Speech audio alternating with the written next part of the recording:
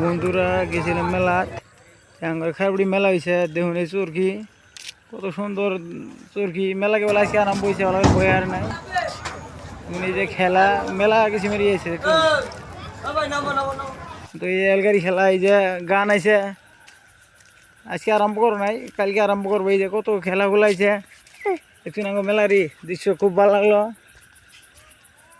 কালকে থেকে মেলা আরম্ভ হবো আজকে কেবল মেলা বইতেছে না কেবল মেলা বইতেছে একদিন গেছি